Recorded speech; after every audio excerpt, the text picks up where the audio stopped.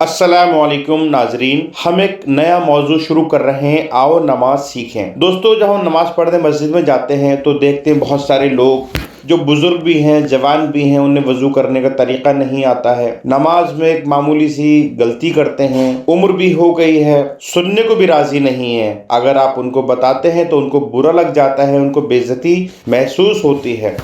इसीलिए नमाज के अरकान सही अदा करने के सिलसिले में हम एक नया सिलसिला शुरू करने जा रहे हैं, ताकि नमाज पढ़ने वाले हमारे छोटे बड़े नमाजी अपनी इस्लाह कर सकें। दोस्तों, नमाज में क़याम फर्ज है। जो आदमी खड़े रहने की ताकत रखता है वो फर्ज वाजिब नमाजें खड़े होकर ही पढ़े तो नमाज होगी। खड़े होने का भी अपना एक तरीका है। देखा जाता है कि कुछ लोग जब मस्जिद पहुंचते हैं तो नमाज की जगह बैठ जाते हैं, फिर थोड़ी देर बाद खड़े होकर नमाज शुरू करते हैं। याद रहे, ऐसा करना जरूरी नहीं है। हाँ, अगर कोई दूर से चलकर आया हो या तबीयत कुछ गड़बड़ हो, सांस फूल रही हो, तो वो लोग मस्जिद पहुंचकर कुछ देर ठहर कर बैठ जाएं तो हर्ज नहीं है, ताकि थकान दूर करके सुकून से नमाज अदा कर सकें। जो ऐसी जरूरत महसूस करते हो तो बैठ जाया करें, और जिन्हें जरूरत ना हो वो भी बैठ जाए तो कोई गुनाह नहीं है। बहरहाल, अच्छी तरह वजू करने के बाद नमाज के लिए खड़े हों तो अपने बदन के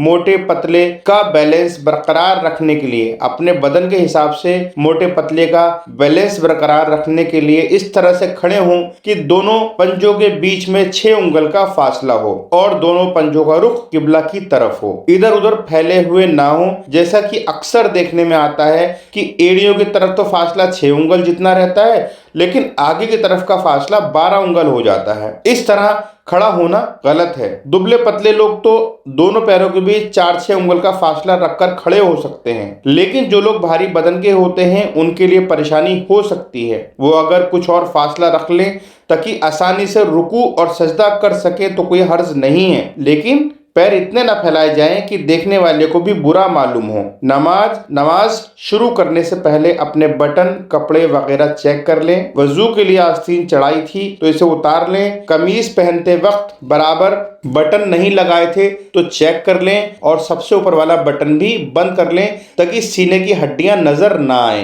पैंट पायजामा भी चेक कर लें। टखनों के नीचे लटक रहे हो तो नीचे से ना मोड़ें, बल्कि कमर के ऊपर से खींचकर सही कर लें। इतना ऊपर भी ना रखें कि देखने वाले को बुरा लगे, जैसा कि कुछ लोग आधी पिंडली खुली रखते थे। इतना खुला रखना भी सुन्नत के खिलाफ है। हमारे कपड़े भी ऐसे नहीं होने चाहिए जो ऐप के हिसाब से किसी तनकीद का निशाना बने।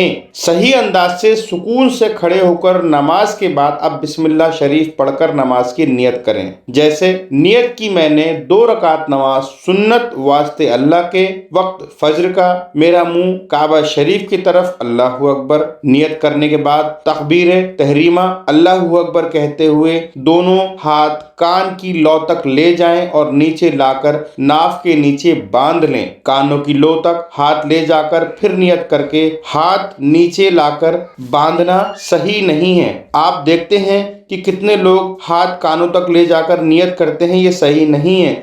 इसी तरह हाथ के अंगूठों को कान की लौ से लगाना भी जरूरी नहीं, बल्कि वहां तक ले जाकर नीचे लाकर बांधना है। कानों तक हाथ ले जाएं और दोनों हथेलियों का चेहरा किबला की तरफ रहे, कान की तरफ ना रहे, और उंगलियां भी ज्यादा फैली हुई ना रहें, बल्कि नॉर्मल हालात में रहें, और निगाहें सजदे की जगह रहें। आसमान की तरफ देखते हुए सर उठाकर आंख बंद करके नियत करना गलत है।